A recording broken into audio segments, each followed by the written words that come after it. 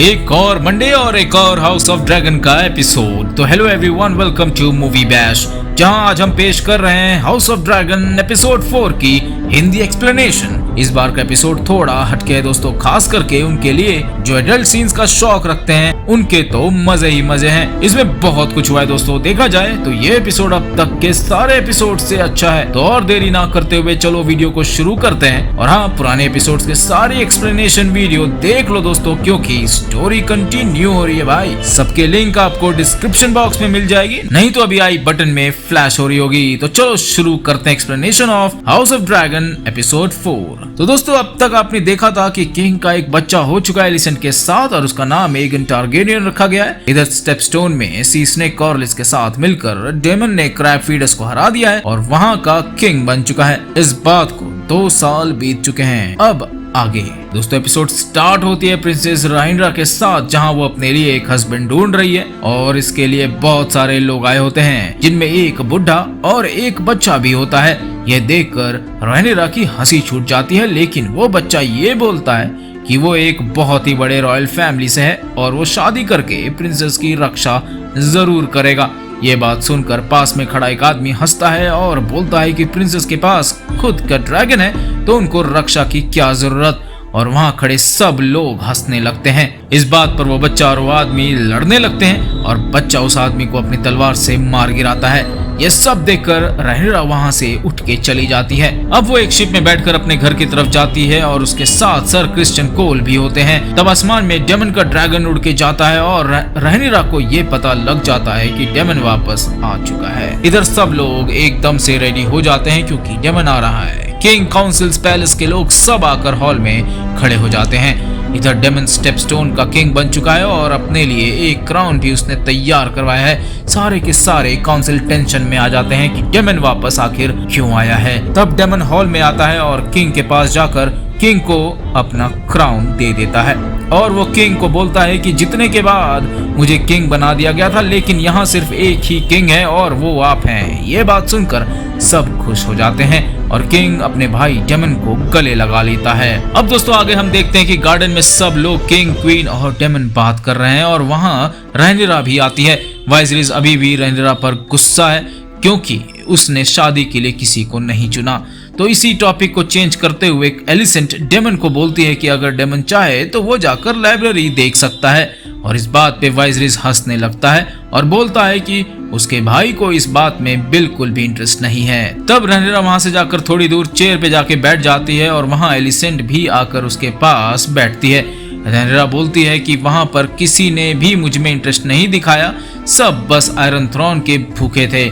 इसी बात पे एलिसेंट बोलती है कि उसका भी हाल कुछ ऐसा ही है। जब से वह क्वीन बनी है तब से उसके सारे दोस्त गायब हो चुके हैं, सब उसे क्वीन की तरह ट्रीट करते हैं। इसी बात पे दोनों के बीच फिर से दोस्ती हो जाती है। अब हम देखते हैं दोस्तों डेमन को। राइनरा आकर उसे मिलती है। वो अपने अंकल से पूछती है कि अब वो क्या प्लान कर रहे हैं, वो वापस क्यों आए हैं। तो डेमन अपना दिया हुआ लॉकेट राइनरा के गले में देखकर थोड़ा सा खुश होता है और बोलता है कि उसे घर की याद आ रही थी और वो वापस आ गया। यहाँ दोनों के बीच बहुत सारी बातचीत होती है दोस्तों, जहाँ डेमन राइनरा को ये समझाता है कि कभी कभी अपने लिए भी जीना जरूरी होता है। अब सीन चेंज होता है स्मॉल काउंसिल्स की तरफ, जहां ऑटो किंग को बोलता है कि सी स्नेक कॉर्लिस अब दूसरे सिटी के साथ रिश्ता बना रहे हैं, खास करके फ्री सिटी ब्रेवोस के साथ। तो इसीलिए वो किंग को सजेशन देता है कि प्रिंसेस राइनरा की शादी कॉर्लिस के बेटे के साथ करवा देनी चाहिए। और ये बात सुनकर राइनरा खुश नहीं लगती है। अब रात हो चुकी है दोस्तों, प्रिंसेस राइनरा सोने के लिए जाती है और सर क्रिश्चियन कोल बाहर पहरा दे रहे होते हैं। तब रूम के अंदर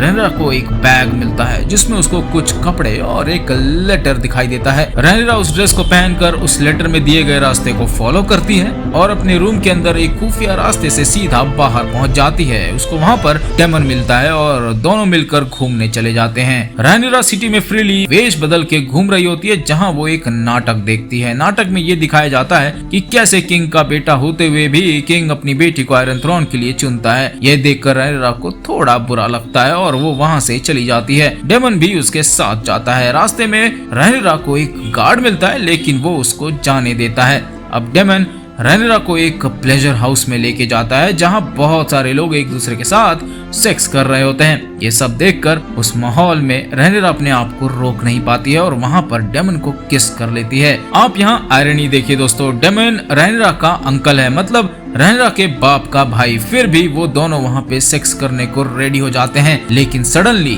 डेमन रुक जाता है और वहाँ से चला जाता है और रैनिरा भी उसके पीछे चली जाती है। लेकिन उनकी किस्मत थोड़ी खराब होती है और उनको वहाँ पे एक बच्चा देख लेता है। एक और दिखाया जाता है दोस्तों कि इधर पैलेस में किंग एलिसेंट के साथ सेक्स कर रहा होता है और एक तरफ रैनिरा इस बार सीधा गेट से अंदर आ जाती है और उसको सर कोल देख लेता है। रैनिरा बिल्कुल मूड में होती है तो वो सर कोल को अंदर ले जाती है और सर कोल को भी किस कर लेती है और वहाँ दोनों के बीच उस रात में सब कुछ हो जाता है। अब ऑटो के पास एक बच्चा आता है और ये वही बच्चा होता है जिसने रैनिरा को डेमन के साथ देखा था। वो बच्चा ऑटो को सब कुछ बता देता है। अब देखते हैं हम डेमन को, जो कि नशे में है, कहीं पड़ा रहता है और उसके पास एक रखेल आती है। इसके साथ डेमन ने शादी किया था। वो अब शादी के बाद पूरी बदल चुकी है और वो बॉडी का बिजनेस नहीं करती। अब हम देखते हैं दोस्तों कि सुबह हो चुकी है और ऑटो किंग के पर्सनल रूम में आता है। वहाँ वो किंग को सब कुछ बोलना चाहता है। ऑटो सीधा सीधा ना बोलकर बात को घुमाकर बोलता है तो किंग उसको सीधा सीधा बोलने के लिए बोलते हैं और ऑटो उसको रैनिरा और डेमन के बारे में बता देता है और इस बात को वहाँ पे खड़ी एलिसेंट भी सुन लेती है। पहले तो किंग वाइजरिस इस बात को यकीन नहीं कर पाता, लेकिन ऑटो जब जोर देकर बोलता है तब वाइजरिस को यह बात का यकीन हो जाता है। एलिसेंट रैनिरा को बुलाती है और इस बारे में पूछती है, लेकिन इस बात को रैनिरा सीधे सीधे डिनाई कर देती है। यहाँ तक वो अपनी मरी हुई माँ की कसम भी खा लेती है और वो और उसके अंकल के बीच कुछ नहीं हुआ है ये एलिसेंट को बताती है। वो ये बताती है कि ये सच है, वो दोनों पिछली रात घूमने गए थे और डेमन उसको प्लेजर हाउस भी घुमाने ले गया था, लेकिन उन दोनों के बीच ऐसा कुछ नहीं हुआ और जो भी एलिसेंट ने सुना है वो सब अफवाह है। यह बात सुनकर एलिसेंट थोड़ी राहत लेती है और बोलती है कि उसके फादर ने यह बात किंग को बताया है और किंग रैनिरा की जल्द से जल्द शादी करवा देना चाहता है। इधर डेमन नशे में पैलेस में आता है और लेकिन वहाँ के गार्ड्स उसको लेकर किंग के सामने फेंक देते हैं। किंग बहुत गुस्से में होता है कि डेमन रैनिरा का अंकल होते हुए भी ऐसा कैसे कर सकता है।